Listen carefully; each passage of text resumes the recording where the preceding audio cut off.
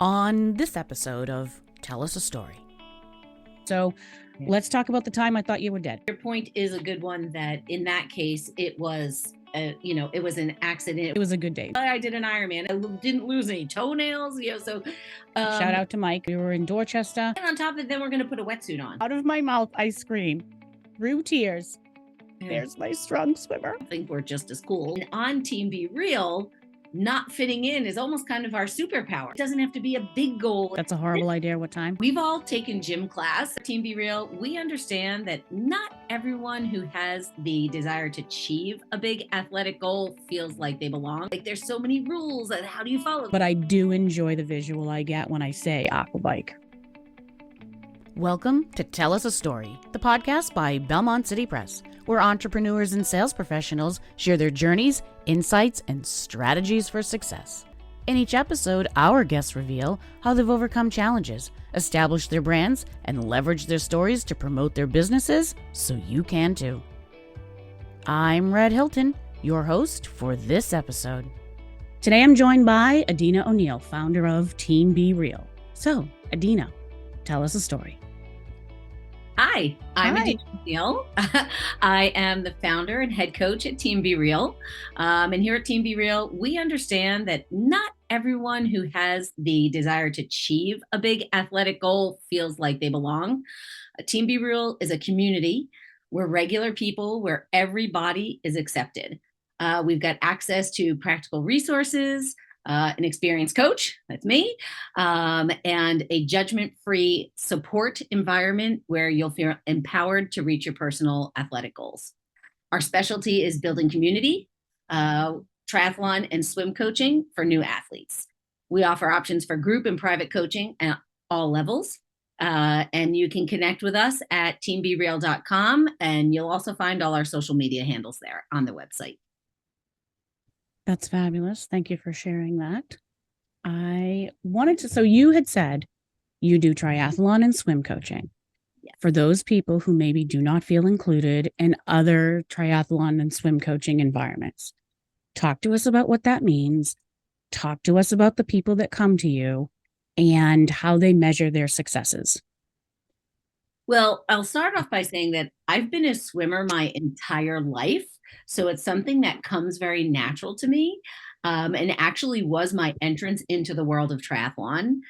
But I learned very quickly that swimmers in triathlon are very unique. So there's a small proportion of us that actually like and enjoy and feel like we're good at swimming. And there's a big group where swimming is just like, oh my gosh, it's so scary. So for me personally, in the beginning, I was like, this is fantastic. But that was also at the same time made me feel like I kind of didn't fit in, because people are always kind of talking down about the swim. And it's, oh my gosh, we just have to survive it and get to the good stuff. And I was like, well, what do you mean? The swimming is the good stuff. And it immediately just put me in a place where I was a little different, which I am very comfortable with because I've been different my whole life. And I also quickly, aside from swimming, just realized that a lot of people feel like they're different. Coming from, I'm not very fast. I have a larger body than a traditional athlete. So for me personally, I had all these little pieces that kind of should almost make me feel like I didn't fit in. And in the beginning, I was just oblivious to it because I have a way of just walking around like this, getting my own little stuff together. But when I started to realize that, I was like, oh, well, are they going to think that I'm slow because I'm fat? Or are they going to think, I don't know, anything? I don't have the right clothes, or I don't have the right bike. Like, there's so many rules, and how do you follow? There's a lot involved in triathlon. So as I kind of got more and more into the world of triathlon, I was very excited about it, and I'm pretty loud and I'm not shy. And so I told people about it, and people would start asking me questions, and they're like, well, I don't get it. I'm real nervous. I don't know what to do. And I was like, at the beginning, I kind of didn't realize that I was actually helping them because I was just telling them stuff. I was answering questions. And then little by little, someone's like, well, will you help me like get ready for the triathlon? And I think that was when I started to realize that I had broken through something. I didn't really know what it was at the time, but this kind of barrier for what we perceive triathletes to be or how they should be, and kind of just the regular everyday person who might still want to do something pretty epic like complete a triathlon. So Amazing. yeah. So, talk to us for a minute. Just stay right here for 1 minute. Yeah. What are the misconceptions? What are the barriers that you're breaking down? And who is it that maybe you are encouraging or introducing to the sport that literally come to you and say, it never even occurred to me? Well, the first thing is the entry level triathlon is called a sprint. And my favorite thing to tell people is that does not mean you have to go fast, right? You hear the word sprint, you think you have to be fast because we've all taken gym class and they're like, when you go fast, they tell you to sprint. But a sprint is just a distance of a triathlon. It used to be the entry level. Now they have something called a super sprint, which is not even faster. It's even shorter. So some of the terminology just gets a little confusing, but a sprint is just a distance, and people are like, oh my gosh, but how could I do a triathlon? They're envisioning the Ironman triathlon because that is what's televised out in Kona, Hawaii, where they're swimming in, in Waikiki Beach, where there's waves and all kinds of marine life and all this other stuff. And it's 2.4 miles. A sprint triathlon is 400 meters, generally. It can be anywhere from a quarter mile to a half mile, but generally around 400 meters. So you're talking 16 lengths of a traditional pool. So that's a big thing. They're like, oh, the distance, okay, well, and then after you swim, you ride like 10 to 15 miles on your bike, and then you run a 5K. And yeah, that is a lot. But when you break those distances down, then people are like, well, wait a minute, that's not that scary. It's certainly not as scary as an Ironman, which is much longer. So that's a big one. And again, like you don't have to be fast. A lot of sprint triathlons don't have time cutoffs, or they have generous time cutoffs because race directors understand this is an entry level for triathlon, and that's where people are going to start. So if you make it too hard to do a sprint triathlon, as a local person, you're not going to get anybody else to come back. And if we want to grow the sport of triathlon, you're not going to get new people. Because what do you think about people entering the sport on a relay? Oh my gosh, that is, I wouldn't say it's a misconception, but it is an unknown. It's becoming far more popular. Define it for us. Yeah. So a relay is and that's actually my very first triathlon. I did the swim of a relay. Red did her first triathlon, the run of a relay. So you break it down, you've got swim, bike, run, and you can have 3 different people doing the triathlon, 1 in each discipline.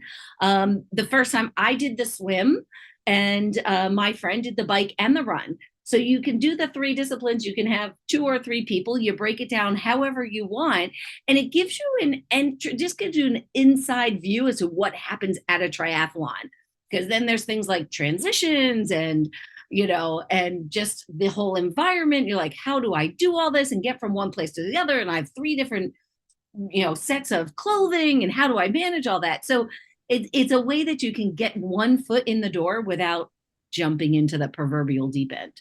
Nice. Yeah. So, and it's a lot of fun because then it's also you build camaraderie. Like we've done that with our team. We get different relays together.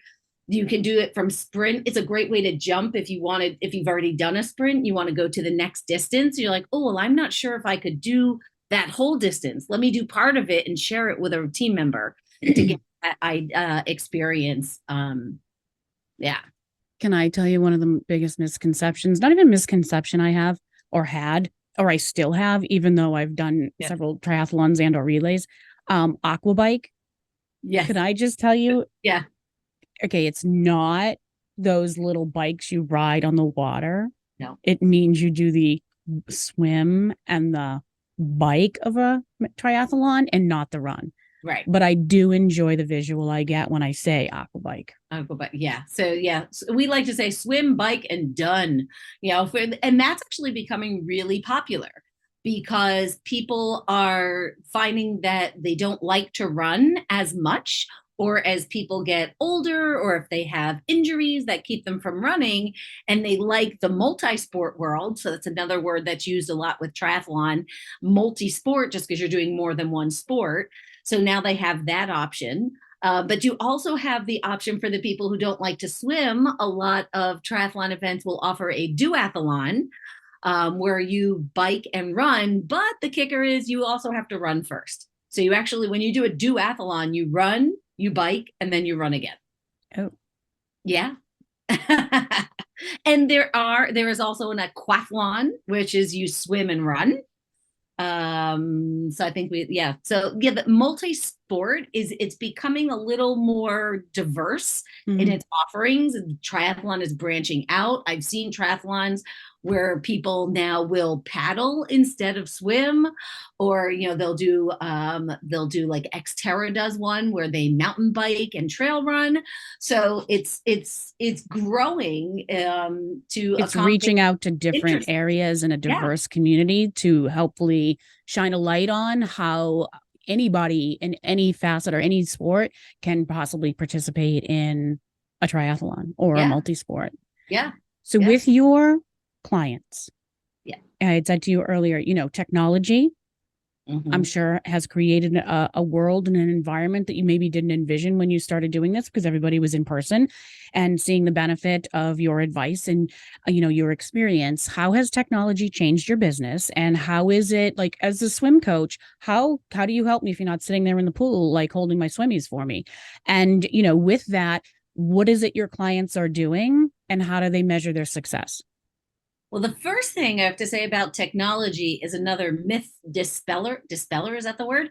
A lot of people think that triathlon coaches meet with you in person on a regular basis, and they don't. The majority of triathlon coaches are programming training plans, so crafting a plan for the individual. If you're looking for a triathlon coach, they should be making the plan that you want them to make. There's some coaches out there, there's like, oh, I have this plan, here, follow it. That is not private triathlon coaching. But the triathlon coach does not often live near the athlete. Probably more time, like that is generally not a priority even to live near the athlete. If you are starting out and you need help with run form and bike technique and swim form, you might want a coach that lives closer to get that hands-on work. But most triathlon coaches do not see their athletes ever. When I trained for Ironman, my coach lives a half an hour from me. I never saw her, because that's not what triathlon coaches generally do. I love how you just slipped that right in there when you were training for Ironman. We'll get to your accomplishments in a minute, but go ahead. It was casual. It was casual. No, it was totally casual. Totally casual. That is, triathletes do like to throw. The more experience you get, the more the triathletes like to drop in their things. So it's like a runner. If you talk to a runner, you're always going to be talking about running. Yeah. Go ahead. So that being said, though, I have always used technology in my coaching, because I have always been an online coach. And it's tricky to use the word virtual. Like, I'm not a virtual coach because I'm not AI. I'm a real person. But I am an online coach, and I started an online group coaching with a previous company I was working with, a multi-level marketing group, and I've been doing online coaching for before the pandemic, before it was a thing. So it was fun and cool. Yeah. Like, we were doing Zoom meetings before people knew what Zoom was. And that's something I'm real comfortable with. It was not new for me. We've adjusted certain things, but that for me, that wasn't a big change.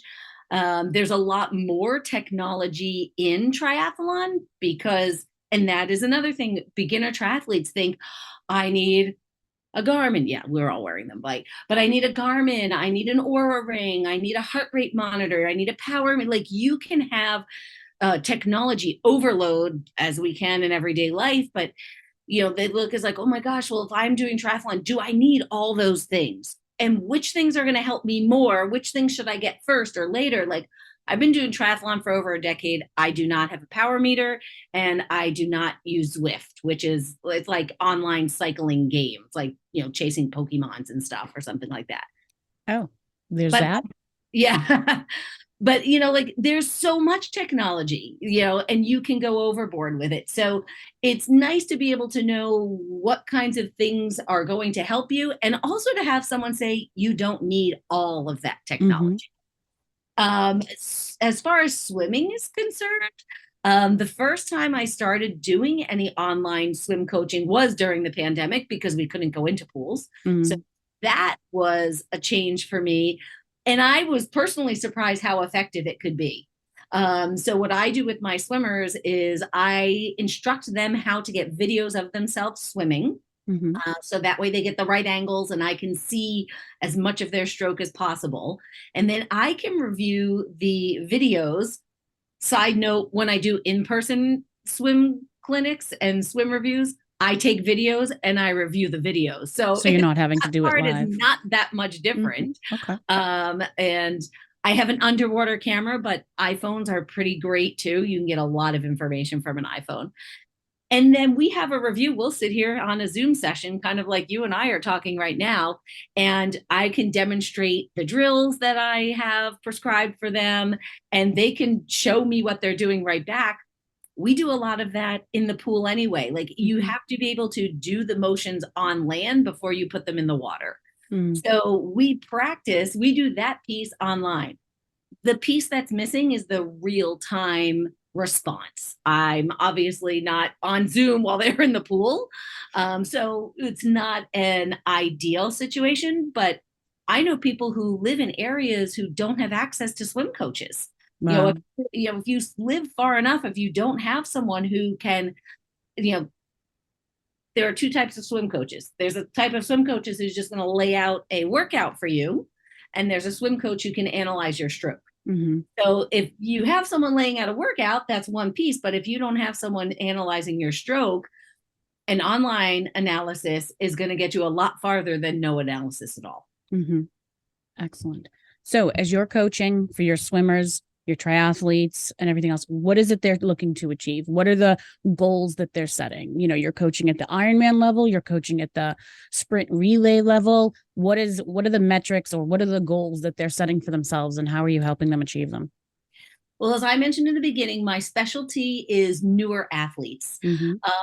But you can be a new athlete at every level. So I have coached people from super sprint all the way. I'm coaching someone now for an Ironman. This is actually my first athlete he's doing his first Ironman. But it's his first Ironman. Like, that's kind of my sweet spot. There's an emphasis on the newer part. I taught second grade for 10 years. I know how to break things down. Like, me personally, when I don't understand something, I'm like, oh, tell me like I'm 5 years old. Like, break it down, make it simple so I can understand. And I have a talent for that. I built that talent up over 10 years teaching 7 and 8-year-olds.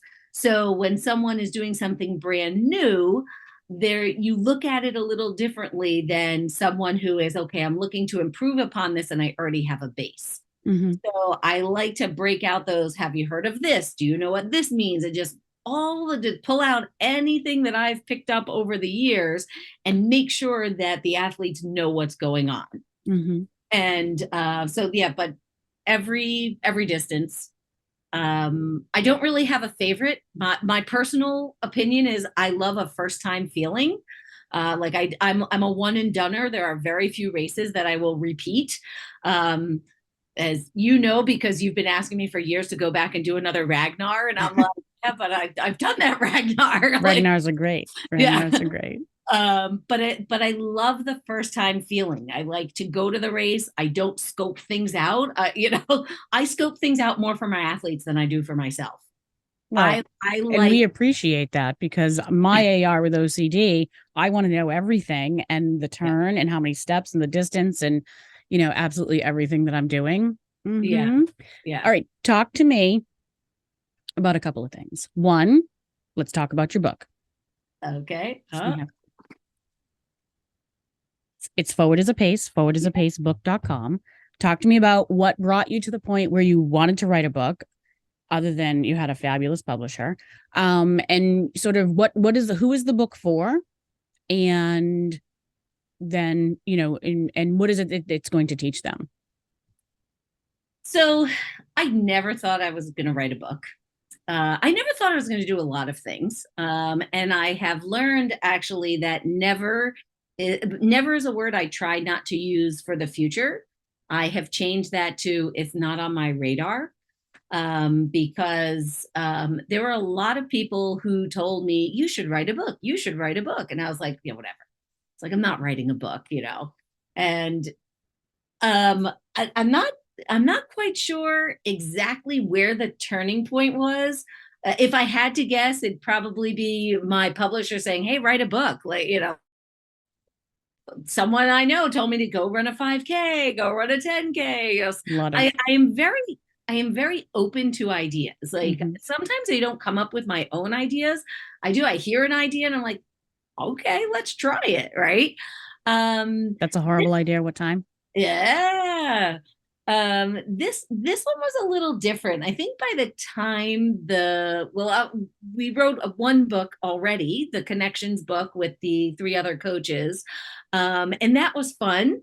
That was fun, right? So you did an anthology with a group of other coaches from different areas that had, sort of talked about what it is that who you were in your journey to get to be a coach. Be a coach, right? And that book just kind of seemed fun, right? It's like, oh, I get to talk and tell my story. And I've always been a big believer that the more you tell your story, someone's going to hear it and be like, oh, that's just like me. They pick some piece out of your life that says, oh, that sounds like me. Well, maybe I'll try that or something else. There's some kind of connection. Ironically, that of course was the name of the other book, was Connections. Weird. But so there was some kind of connection. But that book was fun, right? And then I said, okay, I want to write a book. I want to write my own book. And I know that you keep reminding me this is my second book, but on so many levels, it feels like my first book because it's my book. So we'll call it that's like anything. That was a relay book. And this is my first solo book. There you go. The exact moment, I don't know, but I definitely liked the idea of doing something I'd never done before, and something kind of big. Like, writing a book is a big thing. It took me well over a year. And, I absolutely love it and I'm excited about it. And I know that, there's things I didn't even say in this book, but we wrote, so Forward as a Pace is for, all of the athletes who think that they don't fit in. And it really, I think the overall concept came when I realized that you're not supposed to fit in, you're supposed to stand out. And that's the subtitle, right? Real athletes don't fit in, they stand out. And that was my biggest learning as an athlete that has helped me to be a coach is we're not trying to fit in. We're being ourselves. We're standing out as we are. And on Team Be Real, not fitting in is almost kind of our superpower, because if we fit in, we wouldn't have found each other and be able to stand out as our own individual person. And actually, that was one of the things. I went back to my high school graduation speech over 35 years ago, and that was like the topic of my speech was being an individual and being yourself, which was like crazy foreshadowing. But it's really, the book is for everyday athletes, people who are not even everyday athletes. They don't know they're going to be everyday athletes. They don't know they're going to be athlete at all. They're just regular everyday people who maybe have an idea that they want to try something. It doesn't have to be a big goal. It doesn't even have to be a goal. They're just like, hey, you know what? Like, triathlons look fun. I wonder what that means. Pick up, read the book, or gee, I always thought maybe I'd run a 5K, or I've always liked to hike. Maybe I can do something else. And just it's a point of inspiration to just follow your own dream And you don't have to be going for an Ironman. Yeah, sure. I did an Ironman, and it's a huge accomplishment. When I started out, I had no desire. I said, I'll never do an Ironman. And there we've got Ironman medal. But it's you don't have to have that dream. You don't have to do it that big. You can, for the rest of your life, do, a sprint triathlon. You can do a bike portion of a sprint triathlon. Who cares? Right. You can do whatever you want. Like, you're the only one who is deciding what is right for you, what's going to make you happy. I'm getting excited just thinking about it, because let's go sign up for something. Yeah. But that's another misconception, is like, oh, well, if you're a triathlete, you have to go do an Ironman. No, you don't. You have to reach for a podium. No, you don't. Right. All you have to do is decide what's going to make you happy and do that. And that's how your clients measure success. So with Team Be Real, the real part of Team Be Real is an acronym. Share with us what that acronym stands for. Realistic, empowered, attainable lifestyle. And that's how I approach the team and all my private clients as well. Because if a client is coming to me and wants to get private coaching, it's not about what my idea of coaching is. It's about what their goal is and how they approach it. Do they want to get a podium?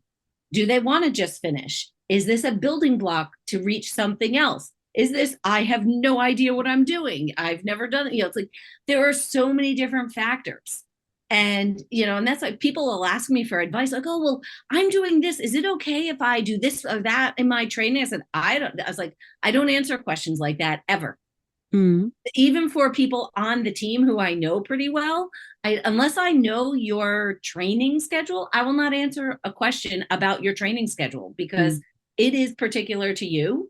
And any coach who's just going to give you a blanket answer, they don't know. Like, you have to know what's going on. Fabulous. So 1 question, 2 answers. In that whole, be the person you needed when you were struggling sort of thing, what is something that you wish you knew, 1, as an athlete, and 2, as a business owner? Well, so anyone listening that maybe is thinking about a triathlon or is thinking about starting a business, which is what you did. You took your, hobby essentially and turned it into a business, because there was a call and a need for it, obviously. So what is it you wish you knew? I think I answer that differently at different times. And I think that's, anybody would answer, like, wherever you are in your life, there's something very poignant that sticks out. And right now, what sticks out, obviously, is because I just finished the book, but like, just the idea of forward is a pace, right? Like, what that means is that you are moving forward at your pace, for your goal, for yourself. And I did hear that in both. I heard that more in business before I heard it as an athlete, because there's a huge stigma about, athletes being slow. I think we're just as cool. I mean, we are getting the most benefit out of our race entry. Bang for your buck at the back of the pack. That's right. And we're having the most fun. We're not stressed and nervous about, oh my gosh, are we going to meet the podium? It's like, we're just out there having a good time. But the idea of forward is a pace is that it's about you. You are going at your pace. You are going for your goal, and there is no right or wrong way. And once I figured that out for my business, I got a lot more comfortable, because there also is in the business culture this hustle culture, and do all the things, and oh my gosh, I'm so busy. I'm always so busy. Like, now when people say, oh, you're so busy, I don't like when people say that, because it sounds like it's fake, right? Because there is this, oh, make it look like you're busy. Like, I've actually heard people in business forums say that, oh, make it look like you're busy. Like, I don't think that that's useful. It never worked for me. And if I went too fast and tried to keep up with people who are very fast movers, I couldn't keep up with what they were doing. It wasn't comfortable for me. It made extra stress. I couldn't do all the work. And when I kind of stopped and said, all right, well, let me just kind of go at my own pace and get there when I get there, things worked much better. Mm-hmm. And So you it's hard. built your plan as an athlete and you built your plan as an entrepreneur. Yeah. Sort of at your own pace. At your own pace. Yeah. Mm-hmm. And it's okay. Like, give yourself permission to say, oh, I'm not doing it like somebody else. Mm-hmm. Fabulous. That was a very important one for me. I mean, for me, I mean, I'd say, like, I know we've had this conversation before, like the amount of things that you can get done. We just have different personalities, right? Different skills, but the amount, like sometimes I'm like the amount of things that you can like churn out like that is like, oh, does she do all that? And at the end of the day, it doesn't, like, for me personally, it doesn't matter. Mm-hmm. Because that's how you're managing your business and that works for you. Mm-hmm. And I need to manage my business the way it works for me. Otherwise, it doesn't work. Otherwise, it doesn't work. It doesn't because work. I'm not you. So no, and I'm sure many people are grateful. So it's no secret that Adina and I have known each other for 100 years. And so let's tell the story. I don't want to say it's one of my favorite stories because it's one of the worst stories, because we've seen a lot and a lot of a lot. We can talk about how, you need a coach as an athlete because of there are things that happen sometimes that you need to be prepared for. So let's talk about the time I thought you were dead. It started out as a really good day. It was a good day. We got that picture that you use in your marketing. Picture. That was on the book. We got the great picture and everything else. We ended up at the Boston Triathlon. I was your Sherpa for the day. Yeah. We show up. I think we had a delayed start a little bit, but beautiful water, beautiful. It wasn't too hot. It was fabulous. We were in Dorchester, right on the bay, all of it. And then things went south. And because of the delayed start and where I was waiting for you, and you took, I don't know when you hit the water or anything else, but I literally saw a man go into cardiac arrest in the water and have to be rescued. And they took him out on the rocks. I felt like they delayed getting to him and it was horrible. And I saw them doing chest compressions and an ambulance and everything else while looking for you and waiting for you to come out of the water. And it's like, we've been through, many a race together, many a race. And I have my Sherpa, scripts that I, sort of spit out and, everything else. And Sherpa mantras. Yes, I do. I have my Sherpa mantras. And then I saw you because now I know your gait. I know how you run. I know how you sit in the saddle when you're biking. I know everything because I've watched, eagle eye with my blindness, so much looking for you, getting pictures, with your half Ironman, all of on and on and on and on. And I see you come out of the water and out of my mouth, I scream through tears. Yeah. There's my strong swimmer. I was so confused. I know. I was so confused. I had no idea. And I was just like, yes, and I was like in my own, still, like I said, blinders on, right? Yeah. I'm having a good race. My swim was good. There's my strong swimmer. And I had no idea. I had sunglasses and a hat. I mean, everything, because I was like, do I tell her? But I'm like, well, how does that help? Like, I'm counseling myself this whole time because it's not something you see often. But yes, I knew you were a strong swimmer. I knew you had coached yourself and prepared yourself and done everything you needed. I mean, I think he ended up having a SIPE and, it is what it is and it can happen to anybody. But I think that really sort of exemplifies why you need a coach. Can anyone go out and swim? Can anyone go and ride a bike? Can anyone go and do it? Yes, absolutely. But if you're not prepared and you don't have the benefit of someone else's experience to prepare you, you could be setting yourself up for, I don't want to say a disaster, but injury, if nothing else, or whatever else. So speak on that for us. So first of all, your point is a good one, that in that case, it was, it was an accident. It happens that people have accidents and tragic experiences that are unexpected, that maybe could or could not be avoided. That's going to happen. And unfortunately, it happens everywhere. I mean, you can walk out of your house and get hit by a car. It's the same type of situation. Okay. However, when you're talking about triathlon, and specifically a triathlon that takes place with an open water swim, which the majority of triathlons are open water swims. You can have a pool swim, but the majority are open water swims. And there are a disproportionate number of people, as I mentioned earlier, that the swim is not their strength. A typical triathlete, and I don't like to say typical because everyone's their own self, but if we're making a generalization, a typical triathlete is one who is stronger in the bike and run, and they're surviving the swim for the most part. I mean, because I was never a fast swimmer. I showed up, I was like, oh my gosh, you're amazing, you're so fast. I was like, all right, I like this, because around swimmers, I'm nothing special. And would you say that most people training for a triathlon, if it's not something like an Ironman or something, generally practice in the pool and not open water? They do. That's exactly the point that I was going to make. Is many people show up never having been in the open water. Many people show up to ocean swims never having swam in an ocean. And there is a difference between swimming in an ocean and swimming in a lake. Yes, lakes and ponds can be choppy. They can even get whitecaps. I've seen it happen, like those tiny little waves. Mm-hmm. That is a lot. It's very different. You can't get whitecaps. I've never seen whitecaps but swimming in an ocean is different from swimming in a lake.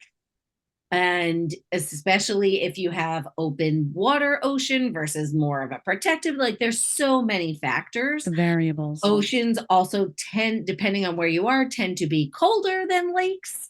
They're bigger bodies of water, so they don't warm up as fast. So if you have people that are coming to an event and have never swam in open water before, that presents a danger for themselves, but for everybody else as well.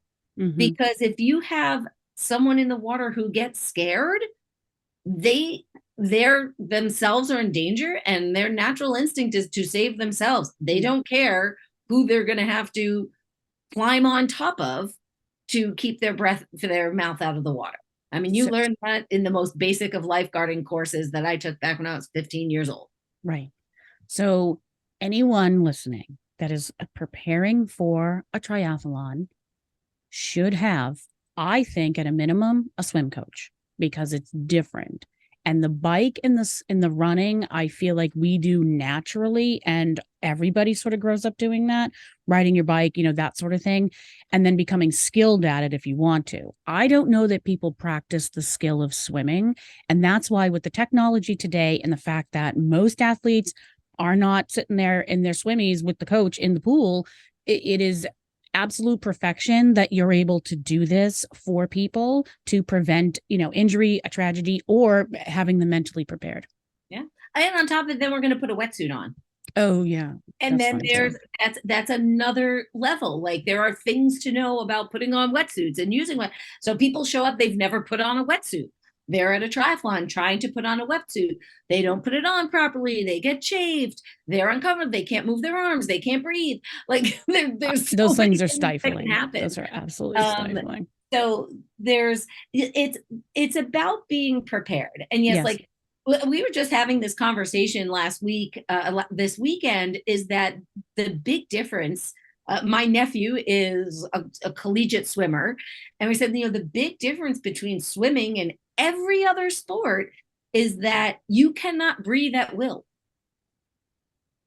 Yeah, no, I would advise against it. Or any water sport, right? Water sports, you can't breathe at will. And when you are frightened about getting your next breath, weird things happen. You're on a bike. You're like, oh, I'm going too fast. Let me slow down. I can't go up the hill. I mean, like you said, you've been riding. Many people, not everybody has a bike, but many people have been riding bikes since they were kids. Oh, the hill's high. I get off and walk my bike. It's instinctual. Right. Or you're running. Oh, I'm tired. My leg hurts. You walk. It's instinctual. Mm. And then people are like, well, what do I do? I'm swimming. You know, it's like, okay, well, you roll over and float. Like the number of times I've said that to people, and they're like, whoa, it's like I just solved world peace. Talking about treat me like you're 5. You know what I mean? Like that's what we Yeah, teach infants to do, right, isn't it? Before I right. forget, take us through the progression of your accomplishments. Not that the Ironman is the pinnacle, because who knows? It could have been the relay that we just did a few No. weeks ago was the pinnacle, because there's an award right back there.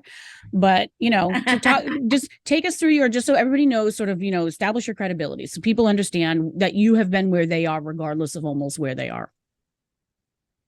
So I said my first triathlon experience was the swim, and I did all those things that I just said. I did wrong.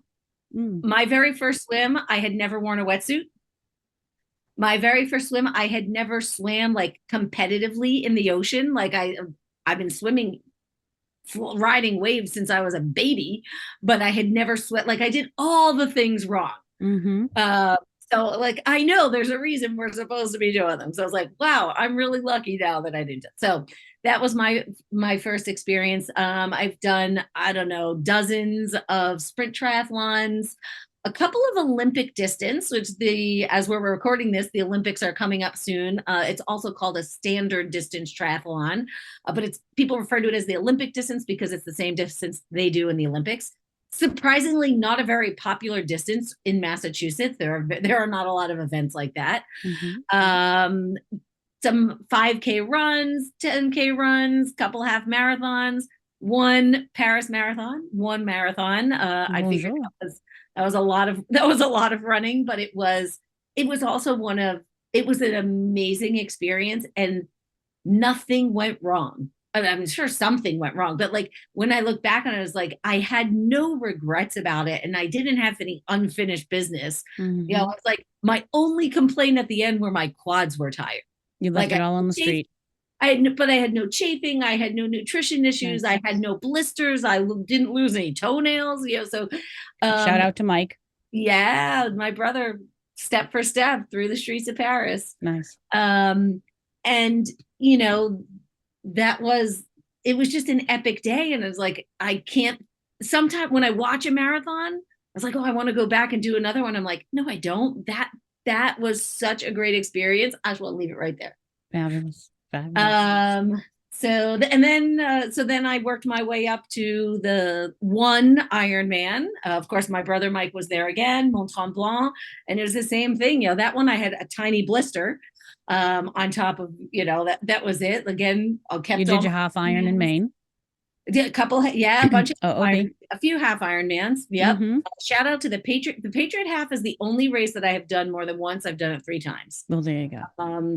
Sun Multisports we'll tag them in the show notes. No, Mark Walter, he actually ran the Patriot half now that he's not putting it on anymore as a race director this year.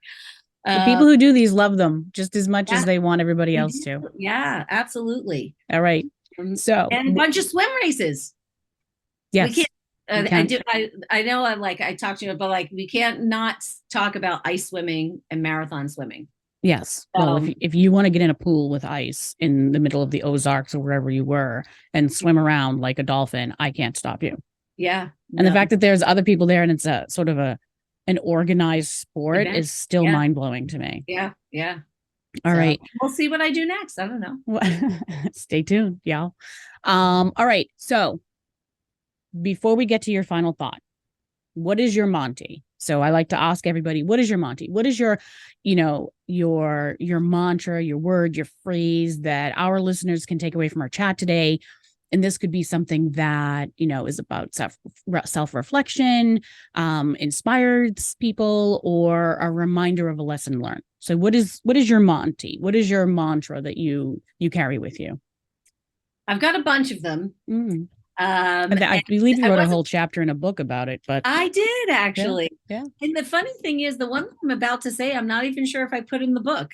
But it just popped up in my mind again. I said, oh, this is actually really important one, is you are exactly where you need to be. Amen. And to me, that means you're making your decisions and you're doing it for you. Goes along with what we were talking about earlier, is that you're going at your pace and you're making your goals, and that's where you are supposed to be. It's about you. Like, it's about you. It's not selfish, and being proud is not bragging. It is about you. And if you are finding joy and feeling excited and motivated and empowered, then that is the place. That's exactly where you're supposed to be. That's exactly where you're supposed to be. And if you're having a really rough day, you're learning something. Like everything's, life's a roller coaster. And if you're down in that valley, you're supposed to, you're about to shoot up. You're learning something in that valley that's gonna, bam. I've been in that valley, and I'm glad I'm out of it. And I may have another one coming. You never know, but you are exactly where you need to be. All right, rapid fire questions. We've been talking sort of about you and about triathlons, your business, and everything else. Let's spend just 30 seconds, if that, getting to know Adina and what it is that Adina likes. Are you ready? Right. Just whichever one comes to you. You ready? Okay. Yeah. All right. Early riser or night owl? Oh, early. Board games or video games? Board games. City life or country life? Ocean life. I think I'd have to choose country over city. I'm not right. Skiing or surfing? Neither. Really? Water? If you had to. If you had to. All right. If I had to, I don't know how to do either, but I would be. Oh, I have skied. I did not like that, so I guess I would. We're gonna go with surfing. But I'd rather go try surfing than go skiing again. Well, you can always just fall off and start swimming. There you go. Spontaneous or planned? Oh, planned. Planned. Ask my family. I'm the worst at spontaneous. Scary movie or comedy? Comedy. All right. Hot chocolate or coffee? Hot chocolate. All right. Silent retreat or adventure holiday? Adventure holiday. Art or science? Ooh. Oh, this wasn't very quick. I guess science. All right. Train or plane? Plane. Glasses or contacts? As we're both sitting here with glasses on. What? I love glasses. All They're right. So fun. I'm so afraid to stick stuff in my eyes. But I like my contacts. Don't get me wrong. All right. One thing that I always like to do is I like to do a guest question. So I don't have a guest that has left a question for you since you are the premier. So I'm going to ask you a question, and then you'll have an opportunity to leave a question for our next guest who will answer that on our show. So sometimes I have to say, sometimes when you're slow, you still get to be first. Just saying, it happens. Okay. I love, right? I was about to say, wow, I don't get to be first very often because I'm not very fast. But there are people, you just show up. Like sometimes you show up to a race and you can get first. If nobody else shows up, you beat all the people who didn't show up. Hey, your age group or other, it's entirely possible. Absolutely. Exactly. All right, let's do this. Answer this question. Riddle me this. What is one innovation or trend you believed will shape the future of your industry? One innovation or trend that I believe will shape the future of my industry. Yeah. Do you think that it's going to open up to more people? Do you feel like it's going to be, AI is somehow going to take over? Do you feel what is coming down the line for triathletes and, in your industry, in your specialty, your niche, what is it that's going to get maybe people who don't think they're triathletes to become triathletes? Well, it's interesting. The first thing that popped into my head when you said that was AI, because it is so popular right now and it's very controversial in the world of triathlon. Oh. At the USA Triathlon Exchange, their yearly summit retreat, whatever they call it, there was a big discussion about AI, and a lot of coaches are getting very nervous that AI is going to replace them. Oh. I would argue that the coaches who are the most nervous are providing the least personal attention to their athletes. I do not think AI is going to replace me, because what I provide, let me step back. From my understanding, until they make AI more like a person, it could be, I don't know. I'm not that smart in that way. But AI is not empathetic. It doesn't have a human touch. It can't have a conversation. Certainly can't give you a high five. Until AI can give you a high five, like a real high five, A real one. It probably can give you a virtual high five, but that's not the same thing. But it can, in my usage and understanding of it so far, and let me know if you've had a different experience, but it does not have the personal touch. It is not human. It does a lot. Like, it can process and it can research faster than anything. It could make you a training plan like that, but I don't know that it has the capability yet, and it may, never say never, to get that same human touch that you get from a human being. You can't remove the human factor from a human experience. Yeah. Essentially. Yeah. All right. Where can our listeners find out more about you and your work? Where can they get the book? I know forwardisapace.book.com where they can purchase it, but where do they find you if they want to connect with you and maybe become a triathlete and or, a runner, a swimmer, or a cyclist? Yeah. Well, so my website is teambereal.com. So team, the letter B and the word real.com. And you can find all of my social media handles there. I hang out the most on Instagram and Facebook. I'm trying to make friends with Threads. And despite the fact that I really like to write, I have not gotten fancy with that yet. I pop on there every now and then, but I like Instagram and Facebook. I love pictures. So those are platforms for pictures. So I hang out there a lot, and I hang out a lot on it. We have a private Facebook group for the team where I hang out the most. Or you can always, you can always just find me directly at hello@adinao'neill.com. Nice. Well, thank you, Adina, for sharing your stories and your insights with us today. Thanks for having me on. It was a lot of fun. Appreciate your time. It's extremely valuable, and I hope I honored that here today. Absolutely. To our listeners, if you have a story to share, visit tellusastorypodcast.com. If you're an aspiring author, a seasoned business owner, or looking to elevate your personal brand, visit belmontcitypress.com for expert advice on writing your own success story. Trust the next chapter because you are the author. Now, tell us a story.